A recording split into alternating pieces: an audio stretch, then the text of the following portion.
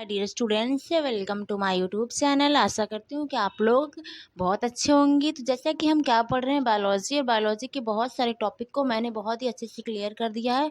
I hope आप अगर देखे होंगे तो ज़रूर आपको समझ में आएगा। ठीक है, तो फिर मेरी एक रिक्वेस्ट है आपसे, अगर नहीं भी देखे होंगे तो फिर भी जाके इस टॉपिक को ज़रूर देखिएगा, जो भी चीज़ें टॉपिक है।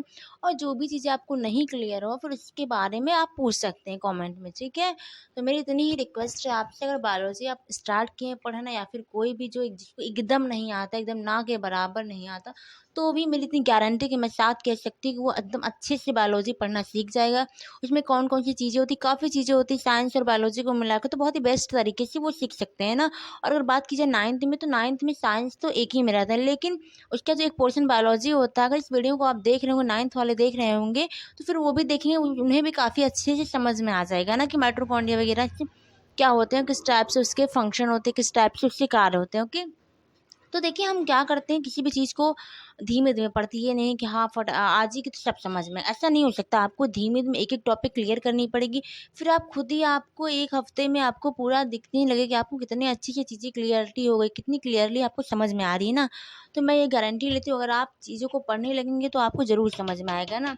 तो मेरी रिक्वेस्ट है आपसे कि आप ज़रूर चीज़ों को पढ़िएगा, जो चीज़ें नहीं समझ में आएंगी आपको, तो मुझसे पूछ सकते हैं आप कभी भी किसी टाइम पे। ठीक है, तो देखिए आज की मेरी टॉपिक क्या है, माइटोकॉन्ड्रिया। माइटोकॉन्ड्रिया मतलब क्या होता है, माइटोकॉन्ड्रिया को हम हिंदी में क्या कहते हैं, सूत्रकणिका कहते हैं। क्या कहते हैं हिंदी, माइटोकॉन्ड्रिया को हम सूत्रकणिका के नाम से जानते हैं। ठीक है, और उसके बाद माइटोकॉन्ड्रिया, देखिए माइटोकॉन्ड्रिया एक ये फिगर मैंने बना दी है, इसमें क्या क्या चीज़ें होती है, किस टाइप से होती है, माइटोकॉन्ड्रिया क्या कहते हैं, किस टाइप से हमारे अंदर एनर्जी का फॉर्मेशन होता है। ये सारी चीज़ों को हम इस लेक्चर में समझेंगे, लेकिन धीमे धीमे समझेंगे। ठीक है, देखिए पहला इसकी बात करते हैं, तो क्या इसमें जो कुछ आपको तरल पदार्थ दिखाई देते हैं, जिसे हम क्या कहते हैं, मैट्रिक्स कहते हैं। क्या कहते हैं हम, मैट्रिक्स कहते हैं।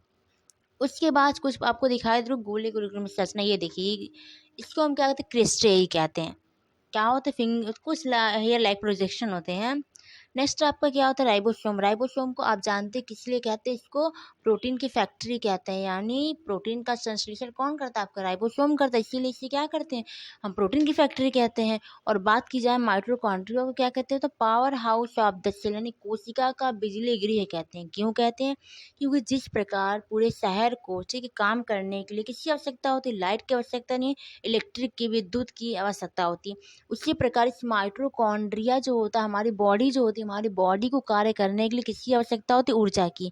फिर से सुनिए मैं क्या कह रही हूँ, जिस टाइप से, या फिर आपका फ़ोन हो गया, फिर मोबाइल फ़ोन, या फिर चार्ज कुछ भी हो, उसको चार्ज करेंगे आप, किसकी आवश्यकता, चार्जिंग के लिए आपके किसकी आवश्यकता होती है, तो इलेक्ट्रिक यानी विद्युत की आवश्यकता, लाइट की आवश्यकता होती है। उसी प्रकार जो हमारी बॉडी, उसे चार्ज होने के लिए किसकी आवश्यकता होती है, तो वो देखिए उसे चार्ज होने के लिए, हमारे शरीर को चार्ज होने के लिए, हमारी कोशिका को चार्ज होने के लिए किसकी आवश्यकता होती है, एनर्जी की आवश्यकता होती है।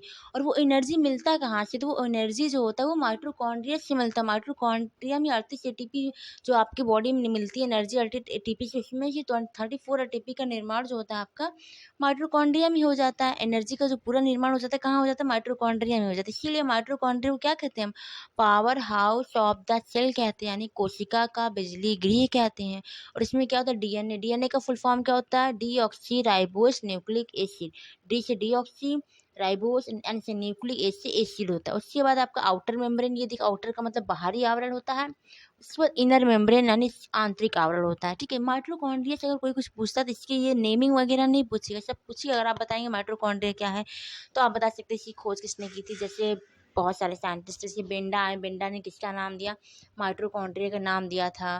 फिर उससे वैसे इस टाइप से बहुत सारे वैज्ञानिक हैं, लेकिन सबसे ज़्यादा सब क्या पूछते हैं, आप सारी चीज़ें बता ले जाएंगे जब, कि मैट्रिक्स होता है, क्रिस्टी होता है, राइबोसोम होता है, डीएनए होता है। फिर आप ये भी तो बताएंगे कि माइटोकॉन्ड्रिया को जो कोशिका का बिजली गृह कहते हैं, यानी powerhouse of the cell कहते हैं। तो ये क्वेश्चन तो जरूर सब पूछेंगे, क्यों कहते हैं, आखिर क्यों, क्या इससे क्या कोई फ़ोन चार्ज कर सकते हैं क्या, कोई ऐसा कुछ नहीं होता। देखिए आप बताएंगे उनको, जिस टाइप से हमारे फ़ोन या मोबाइल फ़ोन या फिर पूरे शहर को कार्य करने के लिए किसकी आवश्यकता होती है, किसकी आवश्यकता होती है, यानी एनर्जी की, यानी क्या नाम से, इलेक्ट्रिक की, विद्युत की। ठीक है, उसी टाइप से हमारे बॉडी को भी चार्जिंग के लिए किसकी आवश्यकता होती है, एनर्जी की आवश्यकता होती है।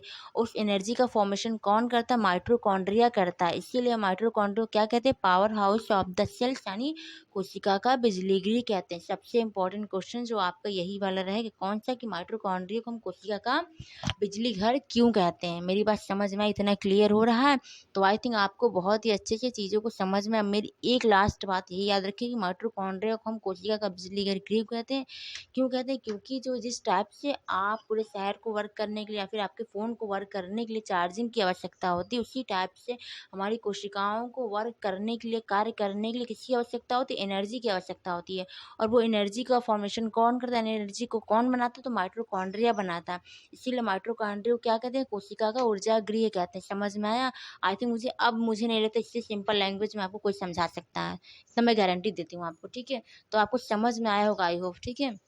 तो देखिए, मैं ये चाहती हूँ अगर आपको जो भी चीज़ें नहीं क्लियर, जो भी टॉपिक नहीं समझ में आता, तो आप मुझे कमेंट में बता दिया करिए, हाँ मैम मुझे ये चीज़ें नहीं समझ में आ रही। तो मैं उसका लेक्चर, उसका वीडियो डाल दूँगी, ताकि मैं ये चाहती हूँ आप चीज़ों को आसानी से समझ सकें, आपको कोई भी प्रॉब्लम ना हो। ओके, तो ठीक है, आज के लिए इतना ही। बाकी आपको जैसा भी लगे कमेंट में ज़रूर बताइएगा। Thank you so much and again welcome to my YouTube channel.